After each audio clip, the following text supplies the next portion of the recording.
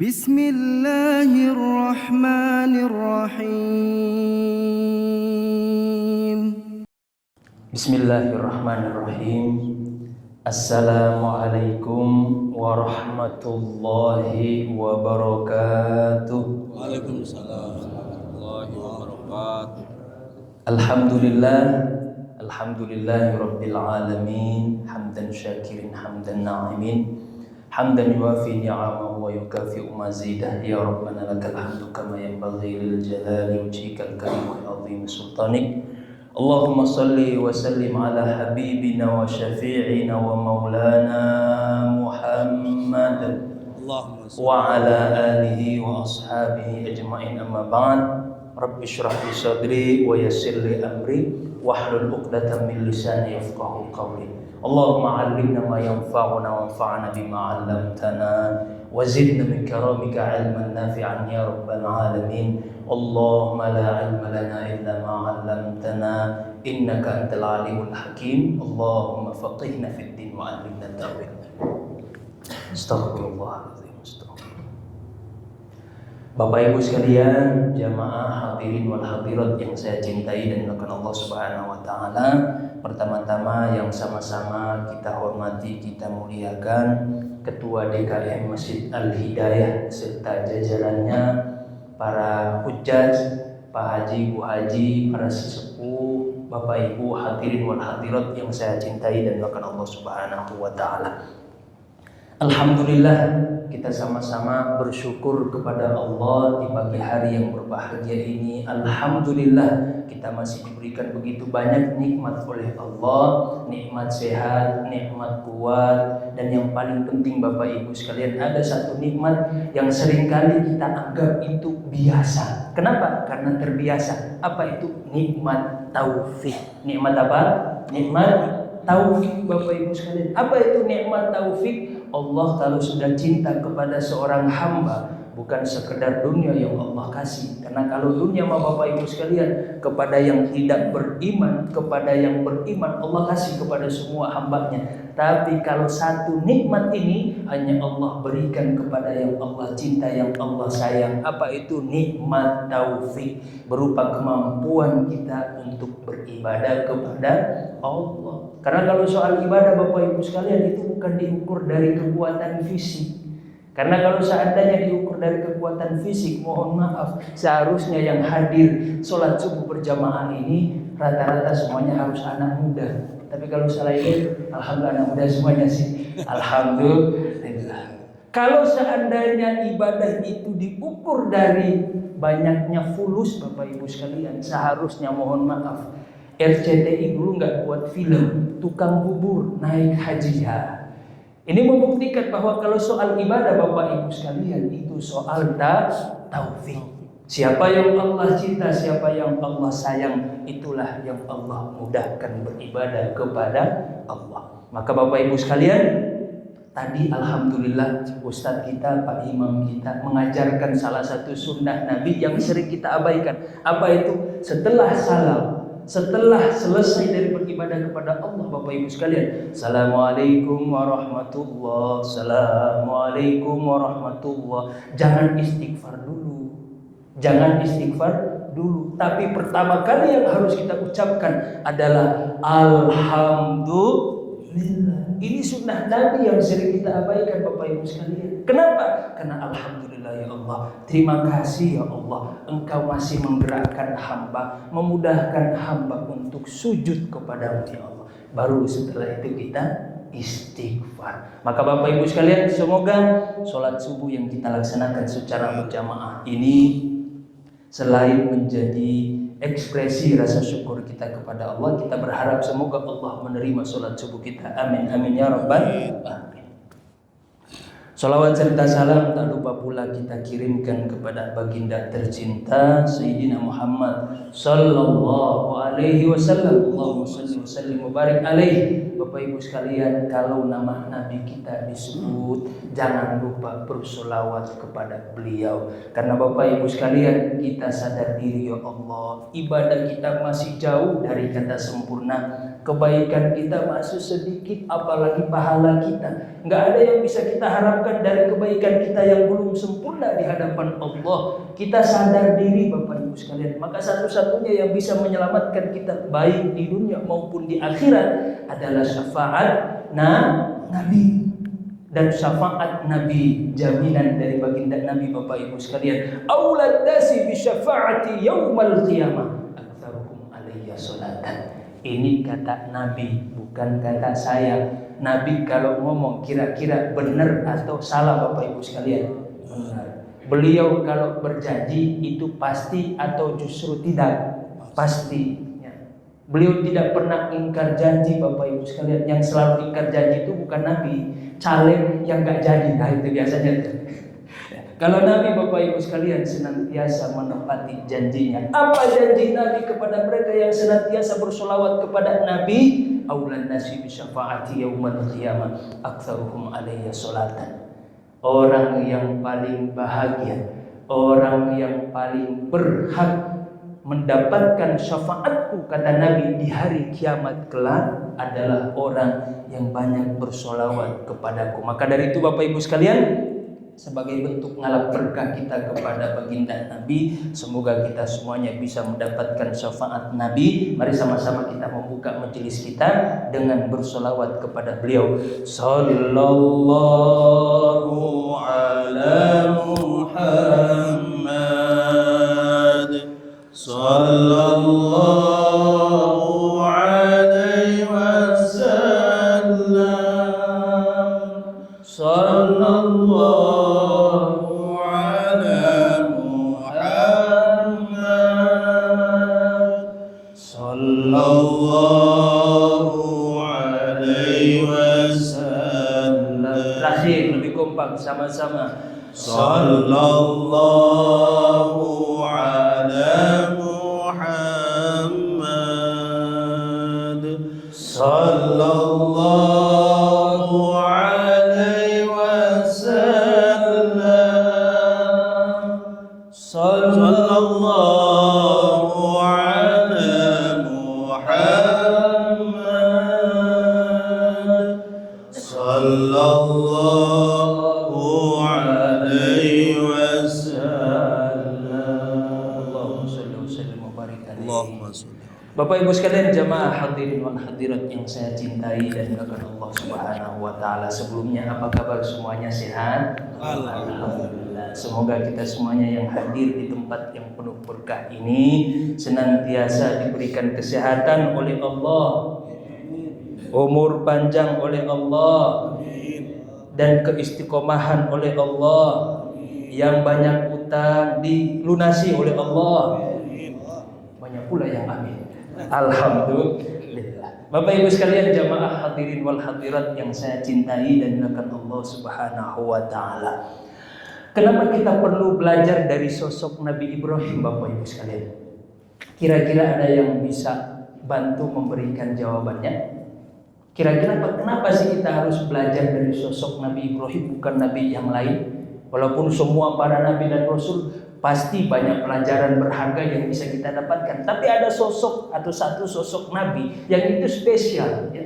Tentu setelah nabi kita Nabi Muhammad SAW, yaitu Nabi Ibrahim. Nah, kenapa kita perlu mempelajari pelajaran hidup beliau atau perjalanan hidup beliau? Karena Bapak Ibu sekalian, banyak sekali pelajaran berharga dari sosok Nabi Ibrahim. Dan ini akan kita bahas pada kajian kita pagi hari ini. Namun sebelumnya Bapak Ibu sekalian, saya mau nanya dulu, ini saya waktunya sampai kapan nih?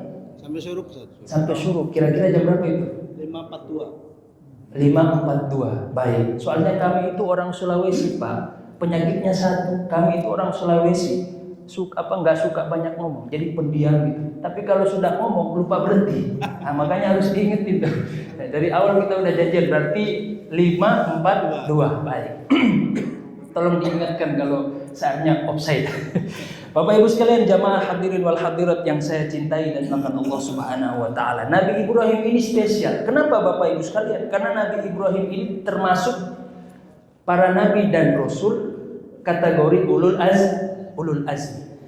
Ada yang tahu para nabi dan rasul yang termasuk ulul azmi? Baik, Bapak Ibu sekalian jamaah hadirin wal hadirat yang saya cintai dan bahkan Allah Subhanahu wa taala. Nabi dan Rasul ulul azmi. Siapa saja? Bisa. Pertama, sesuai urutan. Pertama adalah Nabi Nuh alaihissalam. Yang kedua setelah Nabi Nuh siapa? Nabi Ibrahim. Nabi Ibrahim alaihissalam. Setelah Nabi Ibrahim adalah Nabi Musa alaihissalam. Setelah Nabi Musa, Nabi Isa alaihissalam, dan yang terakhir adalah Nabi kita Sayyidina Muhammad sallallahu alaihi wasallam. Jadi ini dihafal, dicatat Bapak Ibu sekalian, bahwa Nabi dan Rasul termasuk kategori ulul azmi itu ada 5. Yang pertama adalah Nabi Nuh alaihi salam, yang kedua adalah Nabi Ibrahim alaihi salam, yang ketiga adalah Nabi Musa, yang keempat Nabi Isa, dan yang terakhir adalah Nabi kita Sayyidina Muhammad sallallahu alaihi wasallam. Sekarang menjadi pertanyaan berikutnya, kenapa beliau-beliau ini disebut sebagai ulul azmi? Kira-kira ada yang tahu nggak jawabannya Bapak Ibu sekalian? Kenapa beliau-beliau ini disebut ulul azmi? Yang pertama kata para ulama kita, sebab beliau-beliau ini sabarnya itu luar biasa. Ya. Kalau Nabi dan Rasul yang lain baru diuji sama kaumnya udah minta, ya Allah laknat kaumku. Ya. Ya Allah binasakan kaumku. Nah, kalau beliau-beliau ini kagak Bapak Ibu sekalian. Apalagi yang terakhir ini Nabi Muhammad sallallahu alaihi wasallam. Ya. Betapa sabarnya beliau dalam menghadapi kita umatnya. Ya. Bahkan pada saat beliau sudah pesimis dengan kondisi di mana seolah-olah umat tidak akan menerima dakwanya, beliau pergi ke kota Taif. Ya. Dalam rangka apa? Mengajak manusia untuk mentauhidkan Allah. Alih-alih disambut di sana malah disambit, sambit pakai batu, Pak. Ya Allah. Tapi apakah beliau berdoa meminta azab laknat kepada kaumnya? Kagak. Bahkan malaikat Jibril Bapak Ibu sekalian yang tidak diberikan nafsu itu greget lihat sabarnya Nabi Muhammad.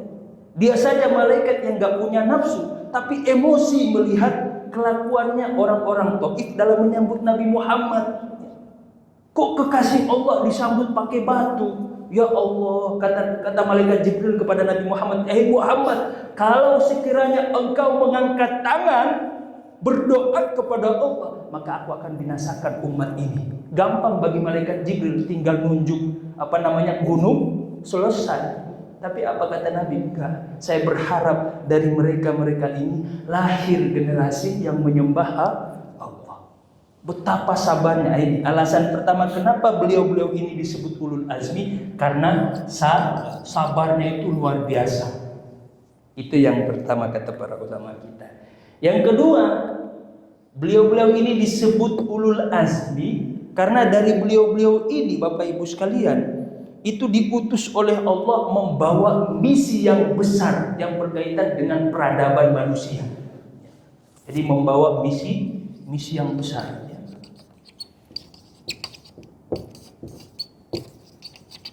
Makanya Bapak Ibu sekalian, dari sejarah agama, ya, semua agama-agama samawi itu kan lahir dari sini. Baik. Kenapa tuh? Kurang naik videonya. Oh, kurang naik. Yang penting tetap cakep kan? Ya, itu yang masalah, Pak. Siap. Nah, itu ya. Yang pertama karena sabarnya, yang kedua para nabi dan rasul ulul azmi ini membawa misi besar bagi peradaban manusia. Kemudian yang ketiga Bapak Ibu sekalian, punya pengaruh besar dalam sejarah manusia, punya pengaruh besar ya, dalam sejarah manusia ya. Nah, ini alasan kenapa beliau-beliau itu disebut sebagai para nabi dan rasul ulul azmi. Makanya kata Allah di dalam Al-Qur'an terkait beliau-beliau ini, laqad kana fi qasasihim ibaratun li ulil albab. Kata Allah terkait para nabi dan rasul ulul azmi, pada kisah-kisah mereka, perjalanan hidup para nabi dan rasul ulul azmi ini, ibaratun, ada ibrah, pelajaran yang sangat berharga. Bagi siapa? Bagi mereka yang punya akal. Baik. Makanya Bapak Ibu sekalian, ini sudah tepat ya, kajian mempelajari kisah-kisah para nabi dan rasul. Baik, semoga Bapak Ibu sekalian setelah kajian ini kita bisa mengambil ibrah sebagaimana yang diinginkan oleh Allah ketika kita membaca sejarah para nabi dan rasul. Baik, Bapak Ibu sekalian, makan Allah Subhanahu wa taala, tapi kenapa harus Nabi Ibrahim? Kenapa harus Nabi Ibrahim nih ketimbang nabi-nabi yang lain? Nabi Ibrahim ini Bapak Ibu sekalian, beliau ini unik ya. Kenapa unik? Saya katakan sejak kecil beliau itu, bahkan sebelum diangkat menjadi seorang nabi dan rasul, itu sudah dipersiapkan oleh Allah ya. Jadi dipersiapkan sejak kecil, termasuk kematangan dalam berpikir. Bayangkan Bapak Ibu sekalian, beliau ini sejak kecil itu udah kritis kepada kaumnya, kepada bapaknya, kaumnya yang menyembah berhala. Itu diabadikan di dalam Al-Quran. Allah Subhanahu wa ta'ala mengabadikan dialognya Nabi Ibrahim dengan bapaknya. Apa itu? Ya abati lima ta'budu ma la yasma'u wa la yubsiru wa la yughni anka syai'a. Wahai bapakku. Ini dialog Nabi Ibrahim dengan bapaknya. Ya abati, wahai bapak. Walaupun ini di sini Bapak Ibu sekalian, para ulama kita, terutama ahli sejarah itu berbeda pendapat. Apakah ini bapak biologisnya Nabi Ibrahim? Karena Bapak Ibu sekalian, para nabi dan rasul itu dipersiapkan bahkan sejak mereka di dalam rahim ibunya. Itu sebelum mereka lahir ke dunia itu sudah dipersiapkan oleh Allah. Salah satunya Allah mempersiapkan orang tuanya. Sehingga apa? Para nabi dan rasul itu orang tuanya pasti menyembah Allah. Makanya ini diperdebatkan oleh para ulama kita. Sehingga kata para ulama kita, jadi Azar itu bukan bapak biologisnya Nabi Ibrahim, tapi pamannya. Karena para nabi dan rasul itu orang tuanya beriman kepada Allah, termasuk nabi kita Sayyidina Muhammad sallallahu alaihi wasallam. Jadi nggak ada orang tua para nabi dan rasul itu musyrik, nggak ada. Makanya ini kemudian diperdebatkan oleh para ulama kita, termasuk ahli-ahli tafsir. Mayoritas ulama kita mengatakan bahwa di sini yaitu Azar itu bukan bapak biologisnya Nabi Ibrahim, tapi pamannya. Dalilnya mana? Dalilnya pakai bahasa. Apa itu? Bahasa Arab abun ya. Atau orang Indonesia sering bilang abah ya. Abah ya. Ada anak abah ya. Abah ya. Jadi abah ini Bapak Ibu sekalian, penggunaan di dalam tradisi orang-orang Arab itu bukan sekedar disematkan kepada bapak biologis ya, tapi juga kepada saudaranya bapak, yaitu paman, om. Maka orang Arab kalau manggil pamannya itu manggil abah, manggil abi. Itu orang Arab begitu. Kecuali Arab maklum, nah itu beda lagi. Kalau orang Indonesia kan macam-macam panggilannya, beb, apalagi sayang, macam-macam. Tapi kalau orang Arab ini Bapak Ibu sekalian. Maka para ulama kita menyebutkan bahwa Azar ini bukan bapaknya Nabi Ibrahim, tapi pamannya. Terlepas dari perdebatan itu, kita nggak bahas ini karena kajian kita beda. Nah, kita fokus kepada argumentasi Nabi Ibrahim. Coba lihat Bapak Ibu sekalian. Ini hebatnya Nabi Ibrahim. Masih kecil aja udah bisa membungkam logikanya orang dewasa. Apa katanya? Ya abati, wahai bapakku, lima ta'budu. Kenapa engkau menyembah sosok yang la yasma, tidak mendengar, tidak melihat, dan juga tidak bisa mencukupi kebutuhanmu? Karena Azar ini, mohon maaf Bapak Ibu sekalian, penyembah berhala. Dia menyembah berhala, patung. Apa sifat-sifat patung? Benda mati. Patung hidup nggak? Kagak. Ya. Kalau benda mati bisa nggak mendengar? Nggak bisa. Bisa melihat? Nggak bisa. Jangankan mendengar, melihat, memberikan kebutuhan kita saja itu pasti nggak bisa. Ini coba lihat Bapak Ibu sekalian, betapa cerdasnya Nabi Ibrahim. Ya. Jadi ternyata Bapak Ibu sekalian, kebiasaan orang-orang tua dulu sampai sekarang itu sama. Kalau kesel sama anaknya, nak, kalau kamu nakal, ntar nanti aku atau ntar nanti ayah keluarin dari kakak. Nah, itu kan biasa begitu tuh. Ya. Ntar nanti kamu dikeluarin dari kakak. Ya. Sama ternyata Bapak Ibu sekalian. Si Azar ini karena tidak bisa membalas argumentasi Nabi Ibrahim, apa katanya? Ntar nanti ente ani keluarin dari kakak. Sama ternyata. Ya. Coba lihat Bapak Ibu sekalian, betapa cerdasnya beliau. Dari ayat ini Bapak Ibu sekalian, yaitu ya abati lima ta'budu ma la yasma'u wa la yubsiru wa la yughni anka syai'a, kata para ulama kita, menyembah selain Allah itu ada dua golongan Bapak Ibu sekalian. Jadi manusia yang menyembah selain Allah itu ada dua golongan, walaupun kedua-duanya buruk, walaupun kedua-duanya sesat, walaupun kedua-duanya batil, tapi ada yang lebih buruk dari salah satunya. Kata para ulama kita dari ayat tadi, ya, bahwa manusia menyembah selain Allah ada dua golongan. Yang pertama, golongan yang menyembah selain Allah yang pertama hidup, kemudian apa lagi? Berakal, ya.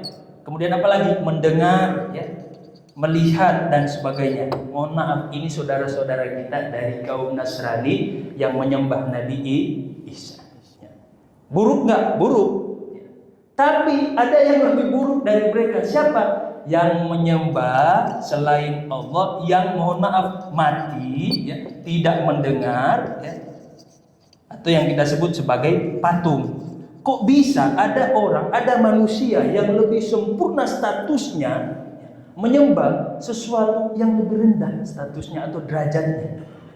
Ini kan menghina akal Bapak Ibu sekalian. Maka kata para ulama kita, termasuk Imam Fakhruddin Ar-Razi di dalam kitab Mafatihul Ghaib, ya, ini salah satu kitab tafsir yang hebat luar biasa. Kata beliau apa? Kata beliau, orang yang menyembah selain Allah itu ada dua golongan. Yang pertama menyembah yang hidup, yang mendengar, yang apalagi, yang melihat dan sebagainya, yaitu orang-orang Nasrani yang menyembah Nabi Isa. Ini sesat kata beliau, ya. Batil kata beliau. Tapi yang kedua ini lebih sesat, lebih batil daripada yang pertama. Kenapa? Karena kok bisa manusia menyembah sesuatu yang enggak hidup, enggak mendengar, enggak melihat, dan juga enggak bisa mencukupi kebutuhan kita.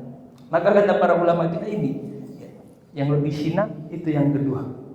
Baik. Makanya Bapak Ibu sekalian, Nabi Ibrahim ini unik, ya. Dan termasuk beliau ini Nabi dan Rasul yang banyak berwasiat, ya. Berwasiat kepada keluarga, anak istrinya. Kira-kira wasiat penting gak Bapak Ibu sekalian? Kurang kompak. Kira-kira penting atau tidak? Penting. Ini kayaknya karena belum sarapan kali Ustaz, ya. Jangan begitulah, sama saya juga belum sarapan, ya. Alhamdulillah. Wasiat itu penting. Kenapa penting? Karena disampaikan saat-saat sebelum kita wafat, menjadi pesan-pesan terakhir, ya, sehingga dia menjadi penting. Makanya ini salah satu di antara sunnah Nabi yang termasuk yang sering kita tinggalkan hari ini Bapak Ibu sekalian. Jadi kalau kita udah rasa mau deket-deket mati, ini selalu kita berwasiat. Makanya kalau saya lihat Bapak Ibu sekalian, dari semua kaum muslimin saya lihat yang paling mengamalkan sunnah ini berwasiat itu orang Betawi. Orang Betawi itu batuk dikit aja udah wasiat dia. Ada wasiat. Pas dia sakit, ngumpulin semua keluarganya, anak istrinya. Tong, napa beh? Ini kayaknya babe bentar lagi mau pamit. Dan nanti tanah di belakang rumah itu jangan dijual ya. Kenapa beh? Itu bukan tanah kita, tanah tetangga. Iyalah, tanah tetangga mau dijual. Ini Bapak Ibu sekalian wasiat. Dan salah satu di antara yang para nabi dan rasul yang banyak berwasiat itu adalah Nabi Ibrahim alaihissalam. Saking pentingnya wasiat beliau ini diabadikan di dalam Al-Quran. Apa itu? Kata Allah Subhanahu wa taala mengabadikan wasiat Nabi Ibrahim, wa wassa biha Ibrahim banihi wa Yaqub ya baniya innallaha astafa lakumud din fala tamutunna illa wa antum muslimun. Nabi Ibrahim berwasiat kepada anak istrinya, kepada keluarganya. Apa isi wasiatnya? Wahai keluarga, wahai anak istriku, kalian itu sudah dimuliakan oleh Allah dengan apa? Agama Islam. Ya, maka Bapak Ibu sekalian, bersyukurlah kita dilahirkan oleh Allah, dipilih oleh Allah dalam keadaan apa? Menjadi seorang muslim, beriman kepada Allah. Kalian telah dimuliakan oleh Allah dengan apa? Agama Islam. Maka janganlah kalian mati, kata beliau, fala tamutunna illa wa antum muslimun. Janganlah kalian mati kecuali dalam keadaan muslim. Jadi Bapak Ibu sekalian, bukan cuma NKRI yang harga mati, tapi juga iman harga mati.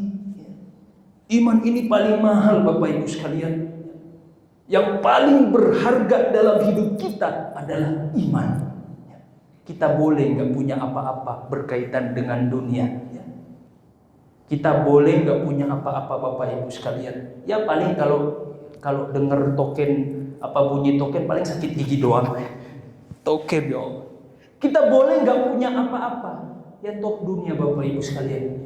Hari ini kita nggak punya, besok bisa jadi kita punya. Biasa aja dunia. Kalau kita kehilangan dunia, kita nggak kehilangan apa-apa. Ya paling cuma dunia, bisa dicari. Tapi kalau kita kehilangan iman, kita kehilangan Allah.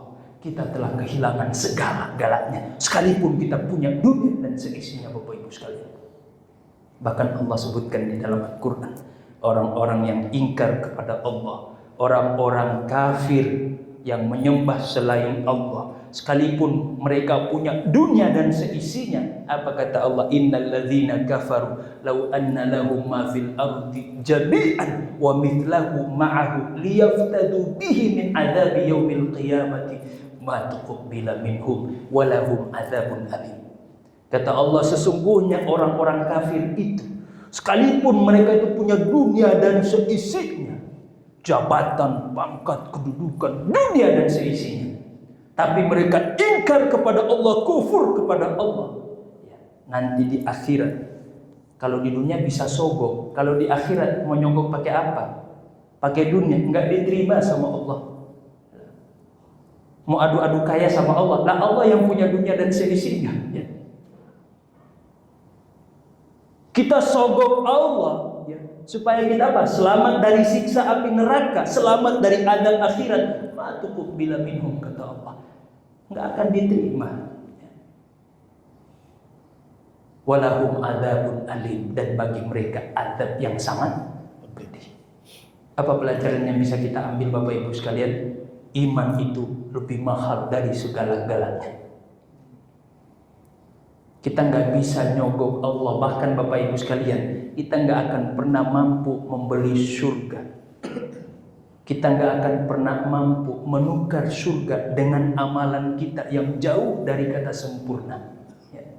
Terus bagaimana cara kita mendapatkan surganya Allah? Satu, dengan ridhonya Allah. Dan ridho ini hanya diberikan kepada siapa? Kepada mereka yang beriman kepada Allah.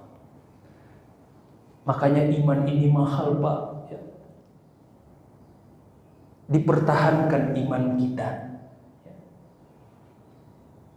Baik, Bapak Ibu sekalian, maka Allah Subhanahu wa taala bercerita tentang iman, membahas tentang iman. Ini ada kaitannya dengan akal Bapak Ibu sekalian. Nah, ini hebatnya Nabi Ibrahim. Beliau ingin mengajarkan kita bahwa beriman itu nggak boleh sekedar hanya dogma. Beriman kepada Allah itu bukan hanya sekedar ikut-ikutan, tapi harus dengan kesadaran kita bahwa kita yakin, percaya kepada Allah yang dibangun di atas akal sehat. Suatu ketika Nabi Ibrahim alaihissalam pernah berjalan, ketemu dengan kaumnya yang menyembah bulan, bintang, bulan, matahari. Itu kan diabadikan di dalam Al-Quran Bapak Ibu sekalian. Gimana bunyi ayatnya? Falamma janna alaihi al-lailu ra'a kawkaba qala hadza rabbi falamma afalat qala la uhibbul afilin. Ini hebatnya Nabi Ibrahim Bapak Ibu sekalian.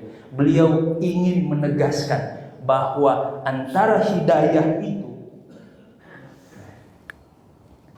Jadi beliau ingin menegaskan kepada kita bahwa antara hidayah Bapak Ibu sekalian, hidayah iman ya, dengan akal itu erat kaitannya.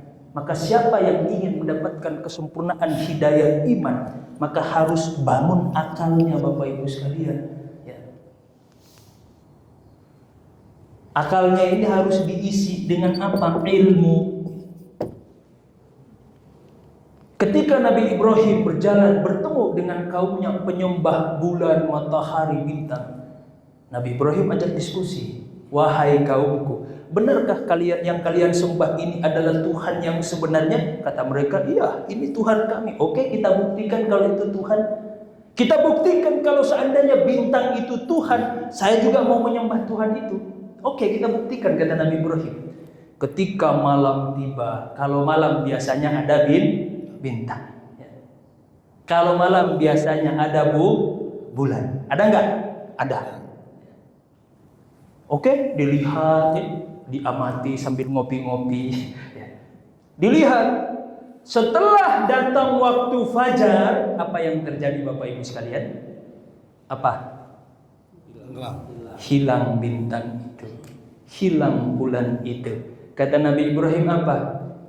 Ini Tuhan. Kok Tuhan? Cuman ada di malam hari, terus kemana kita hambanya berdoa di siang hari?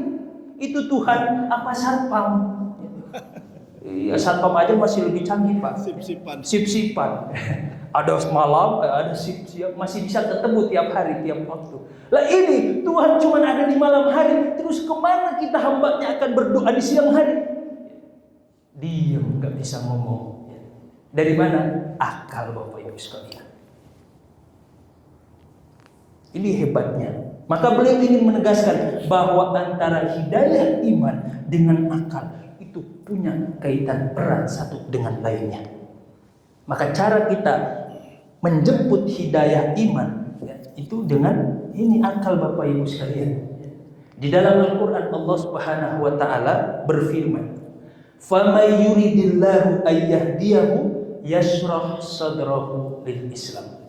Kata Allah di dalam ayat ini, siapa yang dikehendaki oleh Allah untuk mendapatkan hidayah iman dan Islam, maka cara Allah membuat orang itu bisa mendapatkan hidayah iman dan Islam adalah yashrah sadrahu. Nah, ini kita tulis di bagian bawah.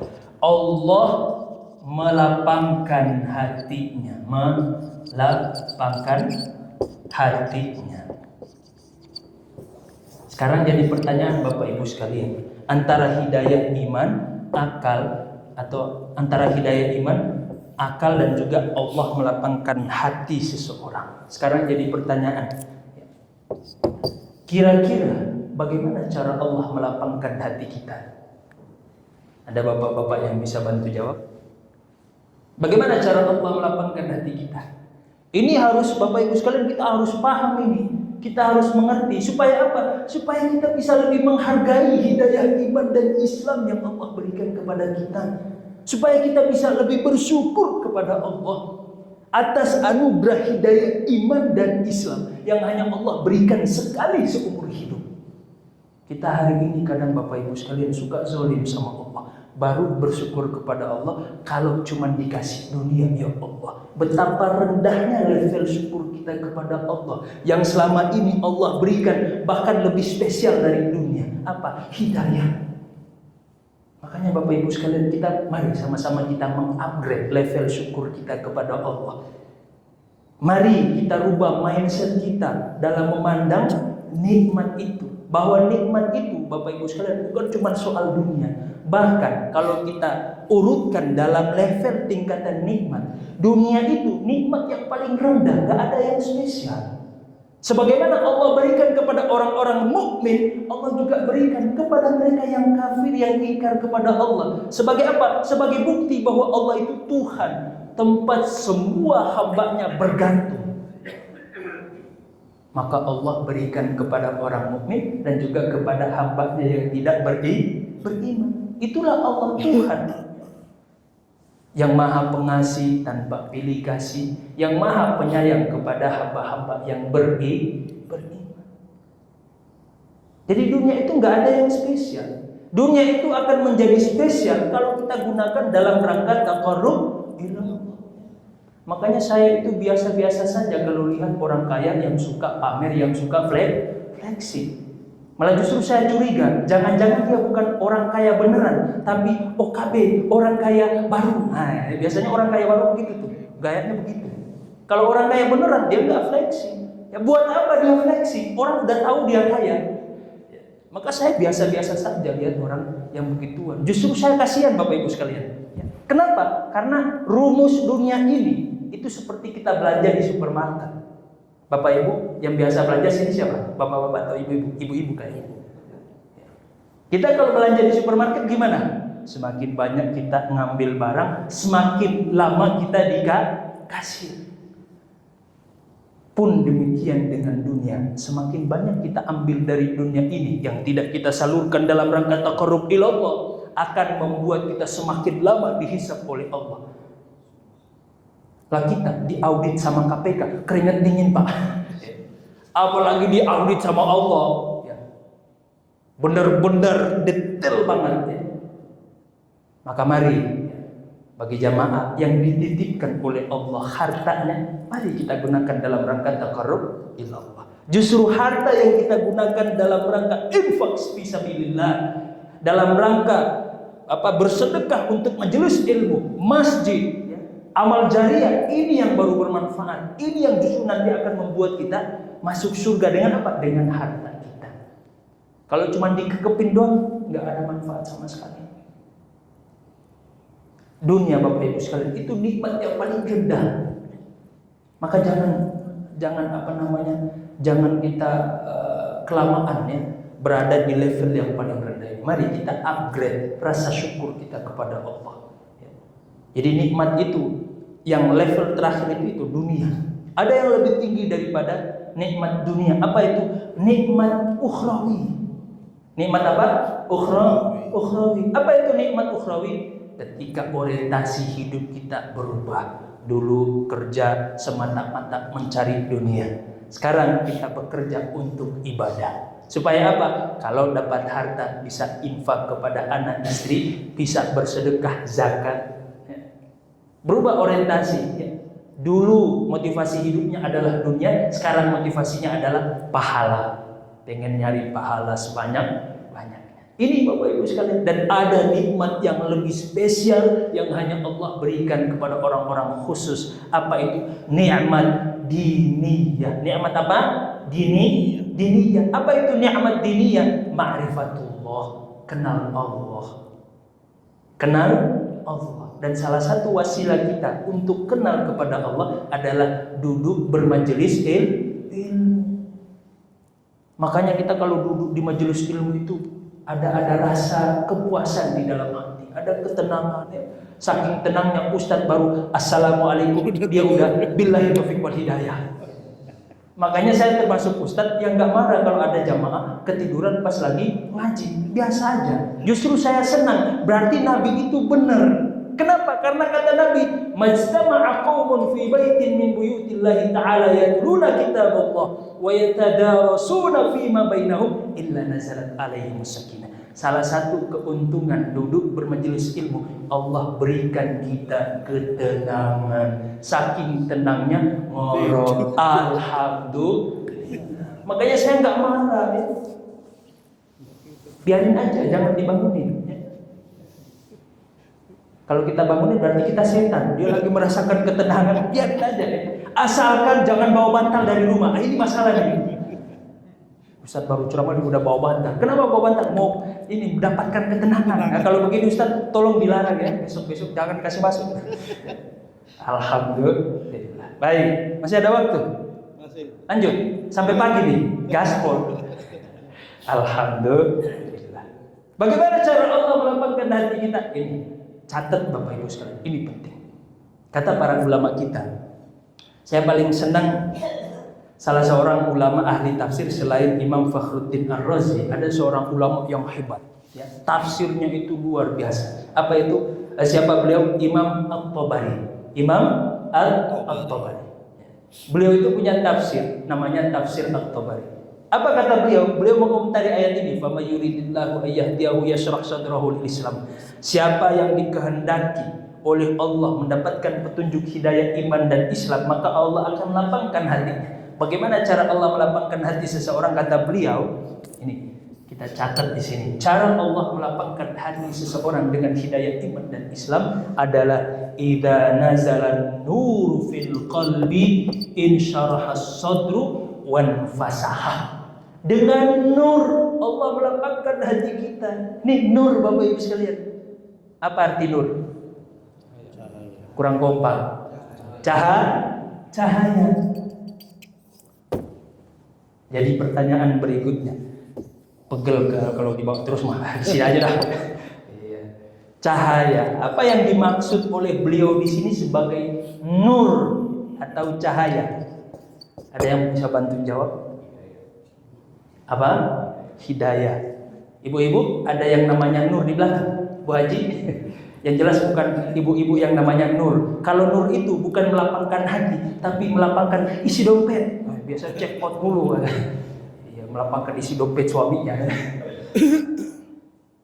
Nur ini yang melapangkan hati kita, Bapak Ibu sekalian. Apa yang dimaksud nur di sini? Kata Profesor Dr. Syekh Ali Jum'ah, seorang ulama besar kontemporer hari ini yang Masyaikh Al-Azhar, yang ngajar di Al-Azhar, yang kemarin sempat ke Indonesia. Apa kata beliau terkait nur di sini? Kata beliau, yang dimaksud nur di sini nurun alqahu Allah Ta'ala fil qalbi bihi yudrikul qalbul ma'luman. Kata beliau, cahaya di sini. Jadi cahaya yang dimaksud di sini adalah cahaya yang datang dari Allah, yang Allah berikan kepada siapa? Kepada setiap hati orang-orang mukmin. Dalam rangka apa? Dengan cahaya itu kita bisa mengenal Allah. Apa yang dimaksud dengan cahaya? Kata beliau, cahaya di sini adalah akal. Adalah akal, Bapak Ibu sekalian. Makanya duduk di majelis ilmu itu, Bapak Ibu sekalian, paham nggak paham itu urusan belakangan. Karena ilmu yang kita pelajari pada saat bermajelis ilmu itu bukan masuk ke otak, mohon maaf, bukan masuk ke otak, tapi masuk ke akal kita. Akal ini wilayah ruhani, bukan organ tubuh, sesuatu yang maknawi, nggak kasat mata, sifatnya seperti ruhani. Jadi wilayah ruhani itu ada dua, ada wilayah akal, ada wilayah qalbu. Nah, ilmu yang kita pelajari di majelis ilmu itu masuknya ke akal, Bapak Ibu sekalian. Makanya kadang kita dengar pengajian dari guru kita itu kadang nggak langsung paham apa yang disampaikan ini Ustadz Zulfikar, nggak paham. Tapi pas keluar masjid lagi nyetir, lagi masak, lagi bawa motor, tiba-tiba keingat, ini yang disampaikan tadi. Itu karena masuk ke akal, bukan masuk ke otak, Bapak Ibu sekalian. Beda kalau ilmu yang berkaitan dengan otak itu biasanya kita langsung paham. 1 tambah 1 sama dengan 2, oh iya langsung paham. Kecuali gurunya bapak-bapak itu, ibu-ibu, itu selesai itu. Karena bapak-bapak selalu salah di mata perempuan. Apalagi kalau guru matematikanya perempuan, selesai. Nggak benar-benar kita. Akal, Bapak Ibu sekalian. Makanya paham nggak paham urusan belakangan. Kalau ada pengajian, majelis ilmu, hadir. Karena ilmu yang kita dapatkan di majelis ilmu ini sangat penting. Saking pentingnya nanti Bapak Ibu sekalian akan menolong kita pada saat kita berada di alam barzakh, malam pertama di alam barzakh. Saya nggak sepakat sebagian ustadz ada mengatakan bahwa nanti di alam barzakh yang menjawab pertanyaan mungkar nakir itu adalah amalan kita. Enggak, bukan amalan kita, keliru. Amalan itu nanti akan membantu kita menjawab pertanyaan di hadapan Allah pada saat mulut kita dikunci. Mulut kita dikunci, yang ngomong apa? Tangan kita. Mulut kita dikunci, yang ngomong apa? Amal perbuatan kita. Tapi di alam barzakh itu yang ngomong adalah akal kita, Bapak Ibu sekalian. Nah, ini baru tahu kan? Ada hadisnya. Jadi ini bukan ngasal, ada hadisnya. Suatu ketika Nabi sedang menjelaskan alam barzakh, tiba-tiba kemudian Sayyidina Umar bertanya, "Ya Rasulullah, wahai baginda Nabi, ayarji'u uquluna?" Apakah nanti di alam barzakh Allah akan mengembalikan akal kita? Kata Nabi apa? Bala, iya. Allah akan mengembalikan akal kita. Dan beruntunglah akal yang diisi dengan ilmu sewaktu kita masih hidup. Kenapa? Karena inilah yang akan menjadi modal kita untuk menjawab pertanyaan mungkar nakir. Man rabbuka, siapa Tuhanmu? Man nabiyuka, siapa nabimu? Itu nanti dijawab oleh apa? Akal kita, Bapak Ibu sekalian. Makanya diisengin sama Sayyidina Umar, kalau seandainya ya Rasulullah akal kita dikembalikan oleh Allah, kalau begitu saya juga mau nanya balik kepada mereka. Enak aja kita yang ditanya, man rabbuka, siapa Tuhanmu, siapa nabimu. Saya mau tanya balik kepada mereka berdua, Munkar Nakir, hei Munkar Nakir, siapa Tuhanmu, siapa nabimu. Dibuat keder sama Sayyidina Umar. Setelah itu kemudian Nabi ketawa dengan pertanyaan Sayyidina. Ini penting Bapak Ibu sekalian, akal ini penting. Makanya kalau ada pengajian hadir, apalagi pengajian Ustadz Zulfikar Harun, itu harus tuh. Alhamdulillah. Bapak Ibu sekalian, maka Allah Subhanahu wa taala. Gimana nih? Lanjut. Cukup ya. Padahal materinya masih banyak ini. Gimana tuh? Berarti harus ada sesi kedua nih. Oh iya. Alhamdulillah. Baik, Bapak Ibu sekalian, maka Allah Subhanahu wa taala, karena waktu kita terbatas, maka dari itu nggak apa-apa, dikit-dikit yang penting ada yang bisa kita pahami, ada yang bisa kita petik ibrah pelajaran dari pengajian kita pada sesi hari ini. Semoga yang sedikit ini bisa bermanfaat bagi kita semuanya. Yang benar semuanya datang dari Allah, yang keliru, yang salah datang dari keterbatasan ilmu saya, dan saya mohon ampun kepada Allah. Dan sebelum kita tutup, kita berikan kesempatan kepada Bapak Ibu sekalian untuk bertanya. Fadhol, silakan. Makasih Ustaz, banyak sekali insight yang kita dapatkan jamaah Masjid Al Hidayah. Alhamdulillah. Mungkin kepada jamaah yang barangkali ada pertanyaan, tanya jawab, atau barangkali mungkin bisa diskusi dengan Ustaz Buya. Monggo kami persilakan. Silakan Terus. Yang dekat dulu Pak, nanti ke sana. Silakan Pak Haji. Perkenalkan namanya. Ya.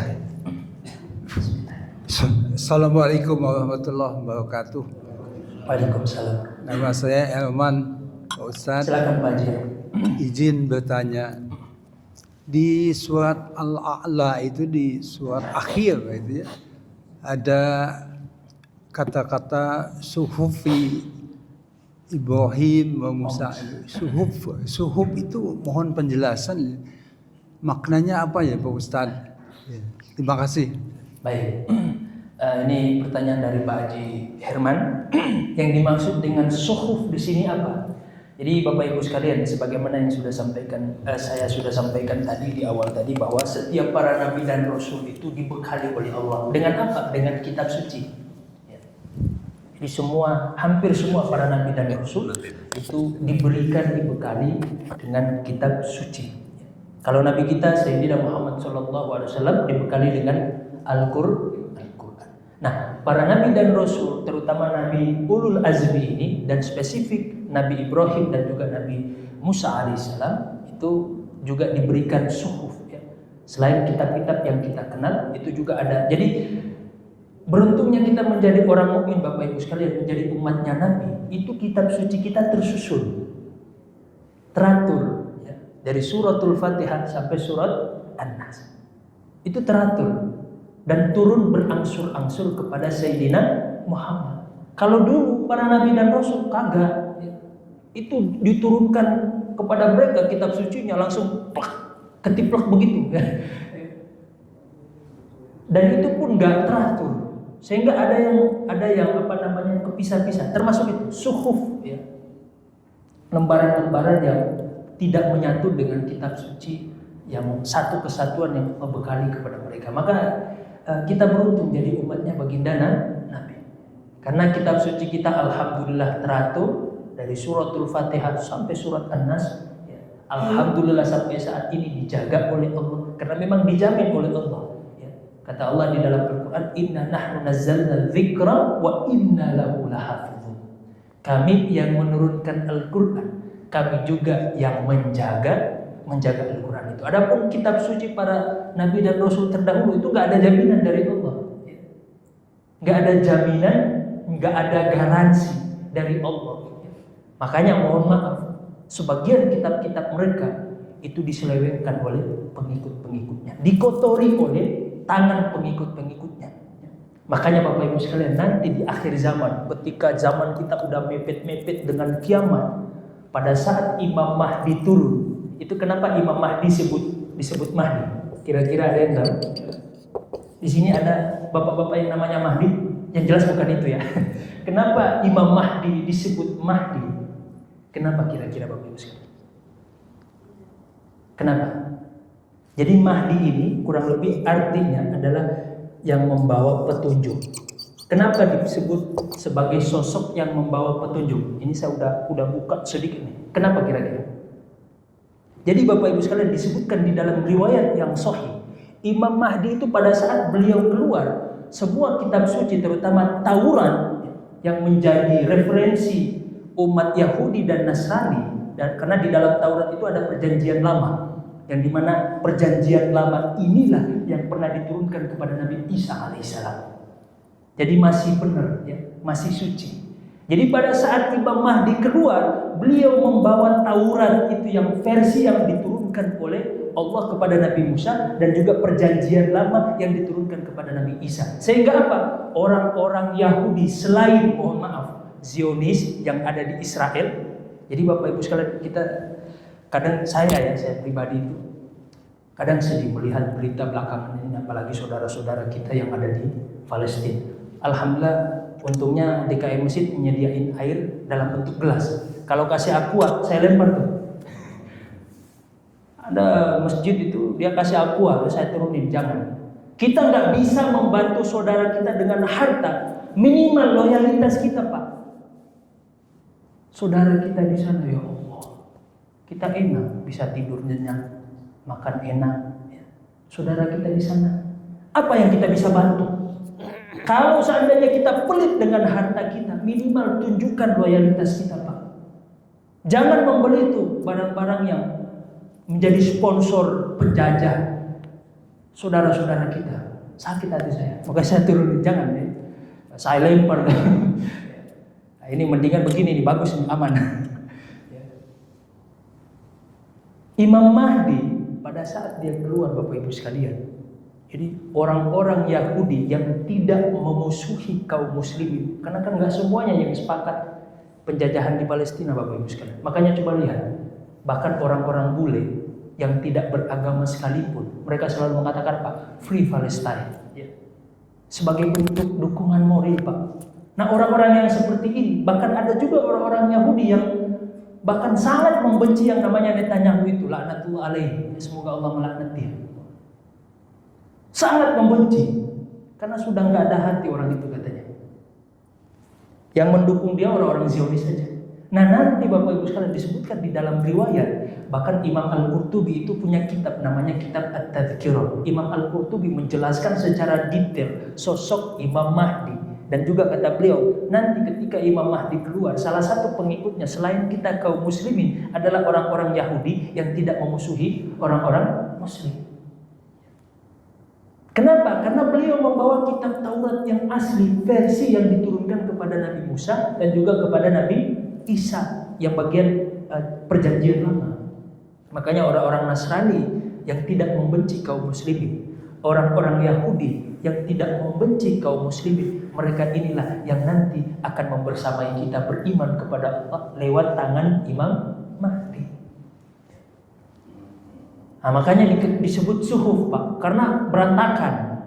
Nah, salah satu yang dijaga oleh Allah nanti yang diberikan kepada Imam Mahdi, Taurat yang berantakan itu, yang belum dikotori oleh tangan-tangan pengikutnya, nanti akan dijaga oleh Imam Mahdi.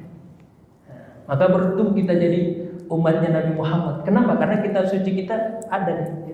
Walaupun dibakar sama orang-orang apa, masih ada, alhamdulillah, ya, gak habis-habis. Kalau seandainya dibakar semua Al-Quran kita, alhamdulillah, salah satu mukjizat Al-Quran itu mudah dihafal. Ini nggak bisa direbut dari hati-hati kaum muslimin. Makanya harus ada para hafiz Quran, Bapak Ibu sekalian. Harus ada tuh Karena itu termasuk fardu kifayah. Kita bisa berdosa semuanya kalau seandainya nggak ada orang-orang yang menghafal Quran. Makanya keutamaan menghafal Quran itu juga luar biasa. Ya. Nah, itu Bapak Ibu sekalian ya. Suhuf karena berantakan. Kalau kitab suci kita, alhamdulillah teratur satu jadi kitab. Ya. Mudah untuk kita rujuk. Kurang lebih seperti itu Pak ya. Allah Ta'ala. Silakan Pak Haji. Assalamualaikum. Sederhana aja Pak Ustadz.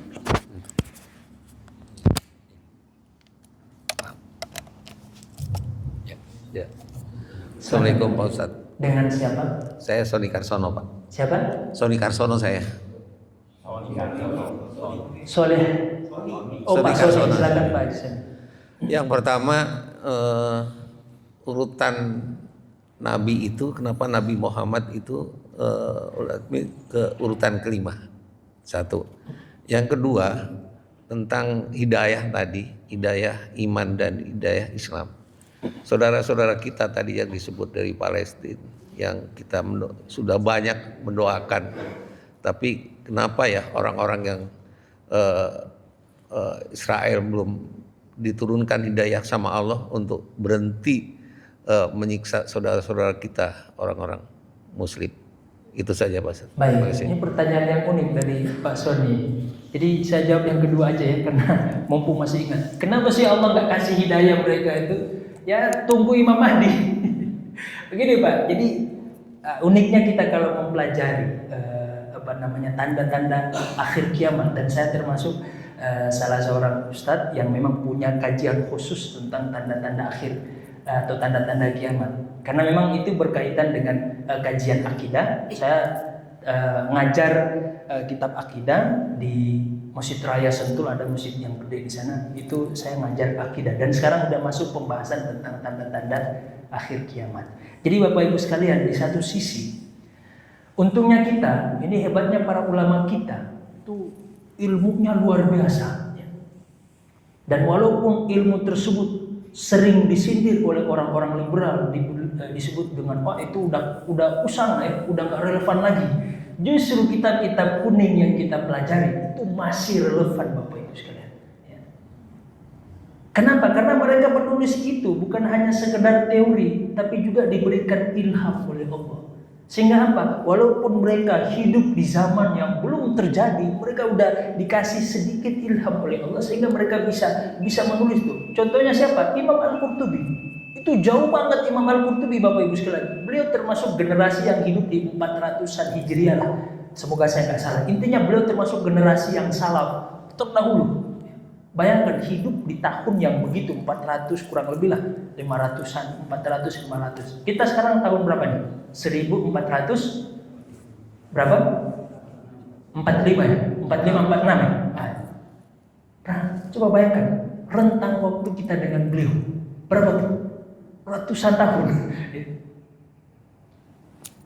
Tapi beliau bisa membaca kejadian akhir zaman. Salah satunya apa? Kitab yang beliau tulis, kitab Tazkirah itu membahas secara detail tentang tanda-tanda kiamat dan juga Imam Mahdi. Apa yang beliau sampaikan? Ini bukan membuat kita pesimis Bapak Ibu sekalian, bukan. Tapi kita perlu realistis dalam membaca geopolitik terutama yang terjadi di Palestina. Bahwa semangat membantu saudara kita boleh. Kita harus semangat, bahkan kita harus mendoakan yang terbaik untuk saudara kita. Tapi kalau punya semangat membebaskan Palestina, itu offside kayaknya, terlalu berlebihan, over. Kenapa? Karena itu bukan tugas kita Pak, itu tugas Imam Mahdi. Kecuali kalau Bapak Imam Mahdi membebaskan Palestina, itu tugasnya Imam Mahdi, bukan tugas kita. Tapi apakah kita kemudian tidak mendukung? Harus mendukung sesuai dengan kemampuan kita. Tapi kalau berhasrat membebaskan Palestina, bukan tugas kita, itu tugas Imam Mahdi. Memberikan petunjuk hidayah kepada orang-orang Yahudi, bukan tugas kita, tugas Imam Mahdi. Makanya kita cuma mampu saat ini mendoakan yang terbaik untuk saudara-saudara kita. Tapi mereka beruntung Bapak Ibu sekalian ya. Kadang saya pribadi itu suka iri kepada saudara-saudara kita, terutama mereka yang syahid di jalan Allah. Kenapa? Karena satu jaminan dari baginda Nabi, ketika Nabi Isra dan Mi'raj diperjalankan oleh Allah, disebutkan oleh Imam di dalam riwayat yang sahih, saya lupa yang meriwayatkan hadis tersebut, intinya hadis ini sahih. Kata Nabi apa? Pada saat beliau di Isra dan Mi'rajkan oleh Allah, itu beliau melihat penghuni surga dan penghuni neraka. Maka kata beliau apa? Uridu alayya awwalu thalathatin yadkhuluna al-jannah. Pada saat aku diperjalankan oleh Allah ke langit, aku melihat penghuni surga. Termasuk apa? Termasuk 3 golongan pertama yang masuk surga bersama baginda Nabi. Siapa mereka? Yang pertama, asyahid, orang-orang yang syahid, mati di jalan Allah. Kalau konteks hari ini, siapa mereka? Saudara-saudara kita yang ada di Palestina. Ya, kadang saya iri Pak kepada mereka, karena mereka nanti orang-orang yang pertama, golongan yang pertama akan masuk surga membersamai Nabi. Kalau kita, wallahu a'lam, ya, bagian yang mana? Karena umat Nabi itu ada 3 Pak, 3 golongan. Ya. Ada yang pertama sabiquna bil khairat, ya. Yang kedua muqtasid, yang ketiga zalimun li nafsihi. Jadi umat Nabi itu ada 3 golongan. Yang pertama orang-orang sabiqun bil khairat, yang fastabiqul khairat, orang-orang soleh. Ya. Siapa mereka? Kata Sayyidina Abdullah bin Abbas, sifat karakter orang-orang sabiquna bil khairat ini, kata beliau, umatnya Nabi yang nanti pertama kali masuk surga bersama Nabi. Siapa mereka? Bagaimana amalannya? Jangankan yang wajib, yang sunnah istiqomah. Jangankan yang haram, yang makruh ditinggalkan. Bapak-bapak masih mudut di sini? Bukan yang pertama ini, bukan. Kalau masih mudut Pak jangan ya. Masih jauh ya Allah. Kalau masih sedang sama rokok, jangan. Ini bukan kita nih. Jangankan yang wajib, yang sunnah udah istiqomah. Sebelum subuh udah sholat witir. Sebelum subuh udah sholat sunnah fajar. Sebelum zuhur, setelah zuhur udah istiqomah dengan sholat rawatib. Sunnah udah dikerjakan. Nggak ketinggalan.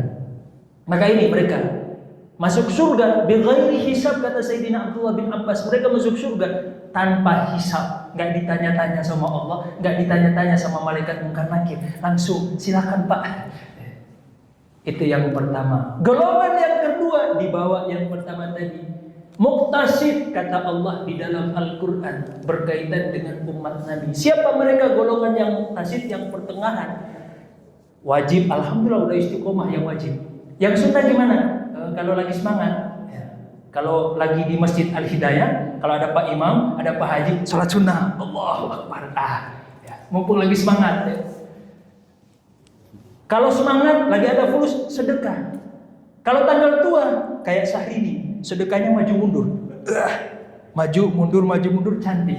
Akhirnya nggak jadi sedekah. Karena kan sedekah hukumnya sunnah Pak. Aduh, skincare istri udah habis, ntar aja dah. Yang sunnah, nanti tunggu semangat.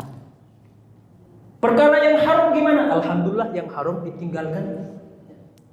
Yang makruh, ini.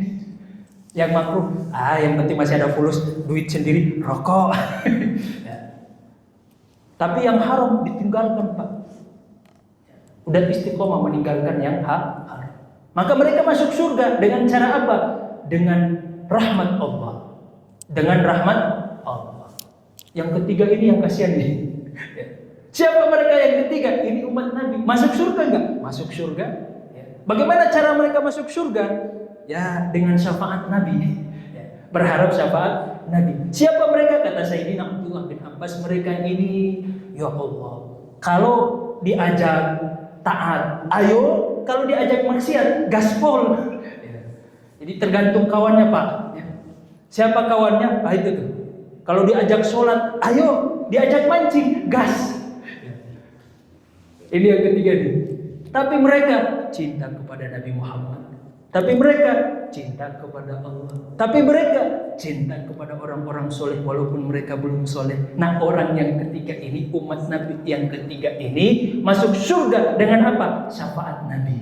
Dengan apa? Syafaat Nabi. Semoga kita semuanya, kalau belum bisa yang pertama, minimal yang kedua, Pak. Kalau udah yang nggak bisa yang kedua, minimal yang ketiga ini. Nggak ada, pokoknya nggak boleh ditawar. Terakhir ya. Dan cinta kepada Nabi bisa kita tumbuhkan lewat apa? Lewat memperbanyak sholawat kepada beliau. Semoga kita bisa masuk surga dengan bersama Nabi Muhammad SAW. Nah, itu yang pertama masuk surga syahid. Ya. Salah satu nanti yang akan membersamai Nabi masuk surga pertama kali, karena Bapak Ibu sekalian itu disebutkan di dalam hadis yang sahih. Surga itu nggak akan dibuka kecuali Nabi yang buka. Makanya sesoleh-solehnya Bapak Ibu sekalian gak akan pernah bisa membuka surga. Sesoleh-solehnya Bapak Ibu sekalian gak akan bisa mengalahkan ibadahnya Nabi. Nabi itu Masya Allah, beliau kalau sholat, makanya wajar beliau yang pertama kali membuka surga. Kenapa? Sholatnya itu luar biasa. Tahajudnya hebat. Rakaat pertama itu baca 5-6 juz, Masya Allah. Lah kita sholat subuh, imam baru baca ad-duha, udah ada yang batuk-batuk. Saya nggak tahu itu batuk sakit beneran atau batuk. Lama kali rukunya, ya Allah. Makanya wajar Bapak Ibu sekalian, mohon maaf, kaki Nabi itu, apa namanya ini, mata kaki beliau itu agak membengkak dan agak membiru. Kenapa? Karena saking lamanya berdiri. Orang kan kalau berdiri itu darah itu nggak ngalir, jadi numpuk di bagian bawah. Makanya beliau karena saking lamanya berdiri pada saat sholat itu kakinya bengkak. Alhamdulillah kita sih ada juga yang kakinya bengkak, alhamdulillah. Tapi bengkak karena lama sholat, tapi karena asam urat. Nggak apa-apa, yang penting sama Nabi. Alhamdulillah. Nah, makanya wajar beliau yang pertama kali membuka pintu surga. Semoga pada saat beliau membuka pintu surga, kita membersamai beliau. Amin, amin ya rabbal alamin. Jadi seperti itu Pak Sonia. Jadi itu bukan tugas kita, Pak. Tugas kita hanya mendukung, mensupport, mendoakan yang terbaik untuk saudara kita. Adapun yang memberikan hidayah, memberikan petunjuk, membebaskan Palestina, itu bukan tugas kita. Semangat boleh, tapi jangan offside. Nah, ini kadang saya suka lucu lihat sebagian ustadz-ustadz yang terlalu over. Mari kita bebaskan Palestina, nggak bisa. Tapi kita harus support, membantu semampu kita. Makanya saya termasuk yang sikap paling pertengahan itu ya sikap pemerintah kita. Pak Prabowo gimana beliau membantu minimal dalam misi kemanusiaan, ngirim dokter, makanan. Ini baru bermanfaat bantuan yang seperti ini. Tapi kalau bantuan, mari kita bebaskan Palestina, tinggalin tuh. Nggak bisa, kecuali ente Imam Mahdi. Baru bisa. Karena bukan tugas kita membebaskan Palestina. Itu tugasnya Imam Mahdi dan Nabi Isa. Kurang lebih seperti itu, Allah Ta'ala. Cukup Pak ya. Kalau enggak ini bisa sampai zuhur ini. Ada sarapan Ustaz? Ada sarapan? Aman. Baik, silakan.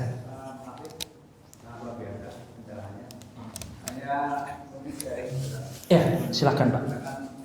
Video kemarin itu gara-gara di analogi. Jadi ketika kita membaca analogi, ya izin ketika Amerika analogi mungkin harus hati-hati. Contoh tadi sangat bagus, berkualitas, namun ada yang perlu dievaluasi kembali. Ketika memberikan informasi yang banyak memberikan wasiat adalah orang Betawi, nah itu menyangkut suku, itu tidak dibenarkan, ras itu di bawah-bawah. Sebab nanti kalau orang Jawa dengar, itu yang dengar ya. Enggak, oh, kalau Wali saya... Songo, enggak maaf izin, ini saya orang tua ya. Wali Songo itu kan ya banyak petuah yang kasar di Jawa. Jangan sampai nanti ada semacam lu ini membawa suku. Analogi ini menjadi kurang bagus, kan sensitif karena bawa ras itu, kan suku, agama, ras itu kan sangat sensitif. Jangan sampai nanti sudah bagus tapi endingnya nanti ada yang tersinggung, itu kan nggak bagus. Ini hanya saran aja ya, itu aja. Jadi lainnya bagus. Kemudian apalagi gini, contoh, jangan dijual, di belakang itu bukan rumah lah. Ini kan kita bicara wasiat ya. Kok ada canda? Itu kan seolah orang Betawi kalau gitu wasiatnya bercanda dong gitu kan. Jadi supaya kita harmonis bagus, pencapaiannya udah bagus tadi, udah sangat luar biasa, dapat kita terima. Namun alangkah baiknya ketika memberikan semacam bumbu-bumbu, jangan sampai nanti membawa sara gitu aja. Kita sangat bagus semua, bagus kita nyadari semua bagus, tapi jangan sampai nanti ada orang yang nggak suka memelesetkan menjadi akhirnya kita tidak bagus. Demikian yang kami sampaikan sebagai orang tua. Sekian, assalamualaikum warahmatullahi wabarakatuh. Baik. Sebelumnya terima kasih Pak Haji atas masukannya, dan saya mohon maaf kalau memang ada salah, saya mohon maaf. Cuman maksud saya yang pertama tadi justru itu bentuk apresiasi saya kepada orang Betawi, bahwa yang paling banyak mengamalkan sunnah soal wasiat justru orang Betawi. Ini perlu kita apresiasi. Yang lain kita nih justru harus ngikut tradisi yang baik dari orang Betawi. Itu maksud saya Pak, bukan untuk menghina atau ya mengucilkan, bukan. Saya nggak ada maksud sedikit pun itu. Ya, jadi kalaupun saya salah ya mohon dimaafkan. Cukup, Ustaz. Ya. Silakan ditutup dengan doa atau doa kafaratul majlis. Baik, Bapak Ibu sekalian, agar lebih berkahnya pertemuan kita pada kesempatan pagi hari ini, mari sama-sama kita tutup dengan membaca suratul Fatihah dan niatkan Al-Fatihah ini untuk diri kita, orang tua kita, pasangan kita, keluarga kita, orang-orang yang kita cintai, orang-orang yang kita sayangi, terkhusus kepada seluruh jamaah Masjid Jami Al-Hidayah. Semoga dengan Al-Fatihah ini yang sedang sakit, Allah sembuhkan sakitnya. Amin. Allah angkat sakitnya, Allah jadikan sakitnya sebagai penggugur dosa-dosanya. Amin. Yang sedang banyak urusan, Allah mudahkan urusannya, Allah lancarkan urusannya, Allah kabulkan semua niat hajat baiknya. Dan yang sedang Allah uji dengan kesempitan harta, semoga dengan niat Al-Fatihah ini Allah lapangkan harta rezekinya fid dini wad dunya wal akhirah ala hadhihi niyya wa ala kulli niyatin salihah. Allahumma bi wasilati sayyidina Muhammadin sallallahu alaihi wasallam bi nuril Fatihah. A'udzu billahi minasy syaithanir rajim. Bismillahirrahmanirrahim. Alhamdulillahi rabbil alamin arrahmanir rahim maliki yaumiddin iyyaka na'budu wa iyyaka nasta'in ihdinas siratal mustaqim siratal ladzina an'amta 'alaihim ghairil maghdubi 'alaihim waladdallin amin. Subhanakallahumma bihamdik asyhadu an la ilaha illa anta astaghfiruka wa atubu ilaik. Wallahul muwaffiq ila aqwamit thoriq. Sampai ketemu lagi Bapak Ibu sekalian, sehat selalu, barakallahu fikum. Assalamualaikum warahmatullahi wabarakatuh. فبأي آلاء ربكما تكذبان